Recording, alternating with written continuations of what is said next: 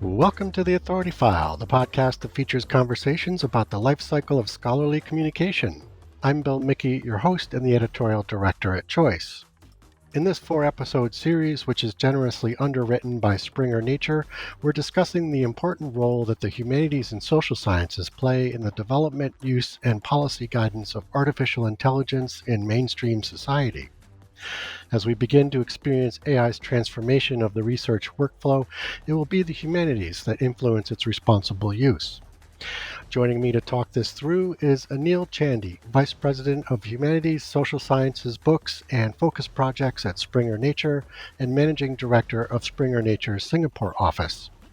But before we get started, if you want to keep up on the latest programming from the Authority File, you can subscribe to our monthly newsletter for information on the current and previous month's episodes. To subscribe, simply visit choice360.org, click on the newsletter sign-up banner in the top right corner, and select the podcast updates option. While you're there, you can also sign up for other newsletters published by Choice. In this first episode of our series, we meet Anil and get some perspective on how the humanities and social sciences were discussing AI before LLMs were on the scene and how that conversation has changed since.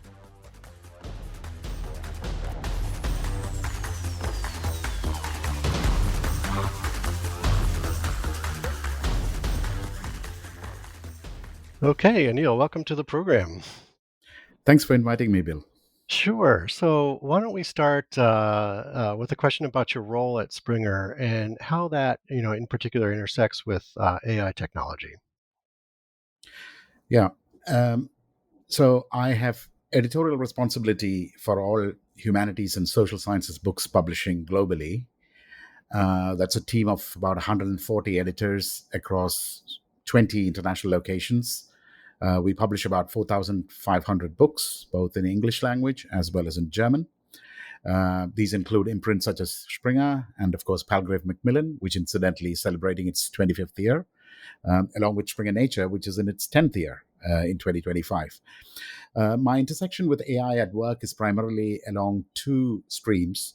The first is where members of my team or I am involved with some of our content innovation initiatives aimed at developing services, workflows, and products that are supported by AI and LLMs in particular. The second stream is the more traditional publisher role of works on AI in humanities and social sciences. And here I am proud to say that we have seen a steady increase in publications on the use and applications of AI across the board. By last count, in the last 12 months alone, we published over 200 titles in the program, from Wow. subjects as diverse as economics, law, and politics, to behavioral health, to psychology and anthropology. So the bulk of what Springer Nature publishes on AI is still in the STEM fields, and particularly in computer science, but HSS is trending very strongly and higher every year. Since I'm based in Singapore, which is a sort of nodal location for our broader Asia Pacific and Oceania, I also have responsibility for the office here. And in this capacity, I sometimes have to demonstrate our thought leadership and innovation initiatives to local institutions in the region. And most such recent discussions have been on AI and its impact on research and publishing. Okay, excellent. Thank you. So, just out of curiosity, you mentioned the HHS titles are trending higher, in AI topics. I'm wondering, off the top, in general terms, like, what do those tend to, what's that coverage like? What does it look like, or what does it tend to focus on? Yeah. So most of what you see, and we have Springer is also sort of the largest publisher in academic philosophy Hmm. research. So a lot of the interventions, at least from the social sciences, humanities and social sciences earlier, has been in the field of ethics. Okay. And that's an important and probably a foundational area of where artificial intelligence related, not just regulation, but also in the development of LLMs and others are centered. Certainly, governments are paying a lot of attention to that. In other fields, such as in economic sciences or in business, there is a lot of things around predictive analytics, modeling, Hmm. the ability to look at large data sets. So scholars are using artificial intelligence tools, and especially after the large language models have been released, in many ways. Yeah. We also have sort of anthropological studies which are using AI to look at ethnomusicology and other practices of how innovative music related research can actually progress as well. Okay, excellent. Um, so you mentioned LLMs. I wonder if you could just take us back, like before uh, large language models like ChatGPT entered the scene. What were conversations on AI like in the humanities and social sciences prior to the emergence of LLMs? You mentioned previously that regulation wasn't quite yet at the forefront. So were those conversations like more philosophical, or like you mentioned, maybe more around ethical considerations? Yeah. Before the rise of LLMs, I think AI was more a subject of, at least in social sciences, a critique and speculation, right? I mean, certainly Yeah. more theoretical than a sort of hands-on tool. Mm. Um, Scholars focused on, certainly, and you mentioned it, the philosophical implications of automation or even intelligence.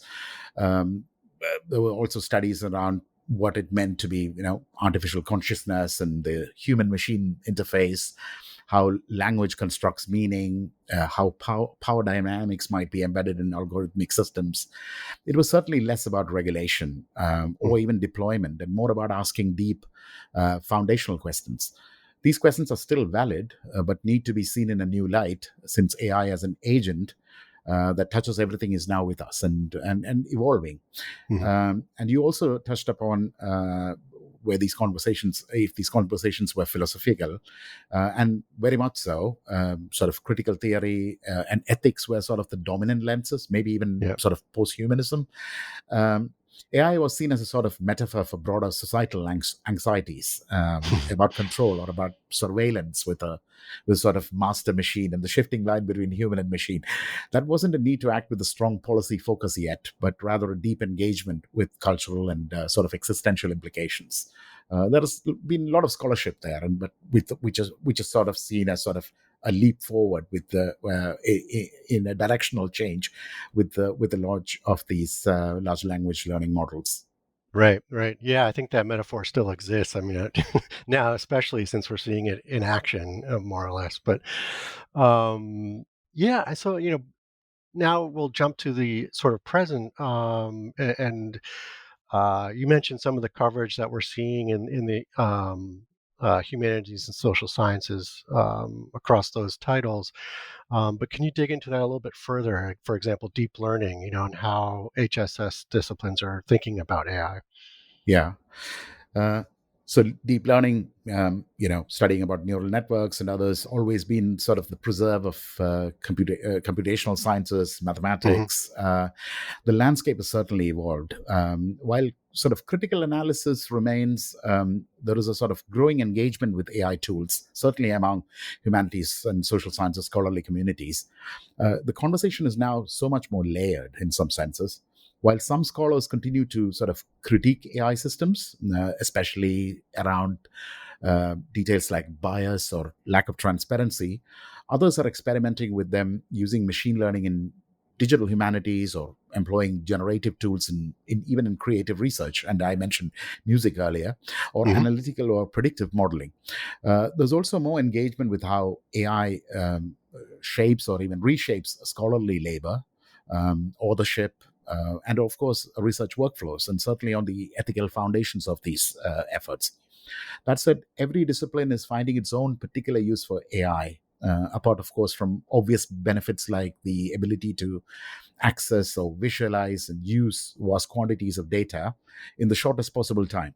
Hmm. HSS scholars are also using AI applications for research synthesis, possibly also for ideas generation and also for things like literature reviews, to name a few. Oh, right, right. Okay, excellent. So then, um, talking about critical thinking on AI, how does that inform, and maybe even potentially conflict with discussion on building governance around AI? Yeah. Critical perspectives from HSS often sort of highlight important ethical or societal concerns that may Mm. be overlooked in sort of a very technically driven or technically governed sort of models. Right. For instance, debates around AI's role in the decision making processes. There used to be a concept called government by algorithm. It's still there in a different form, maybe. Raise questions about accountability and things like human oversight.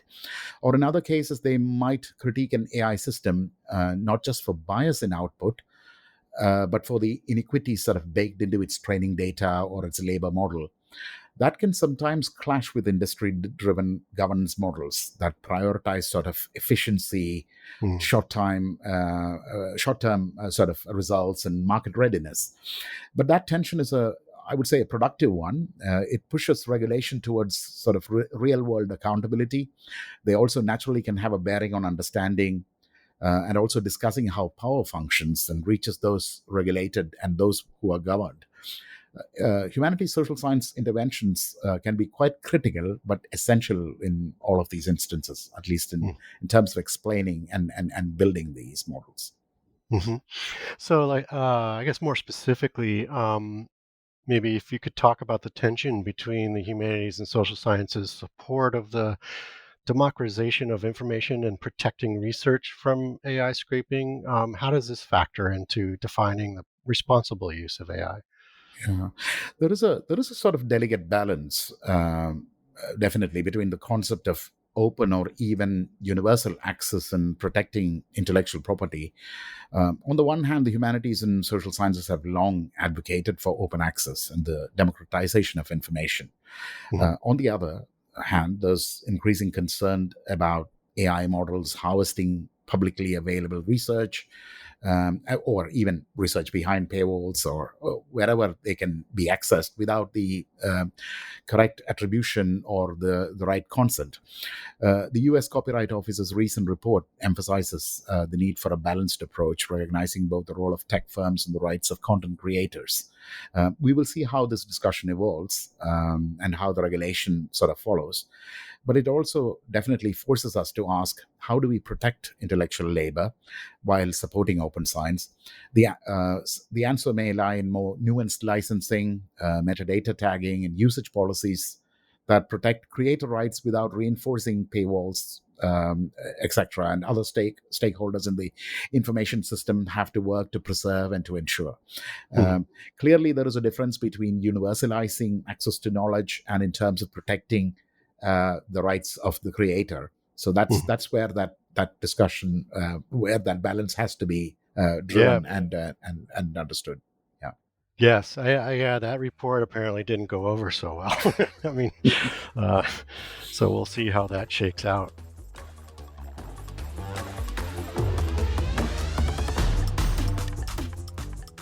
You just heard from Anil Chandy, Vice President of Humanities Social Sciences Books and Focus Projects at Springer Nature and Managing Director of Springer Nature's Singapore office.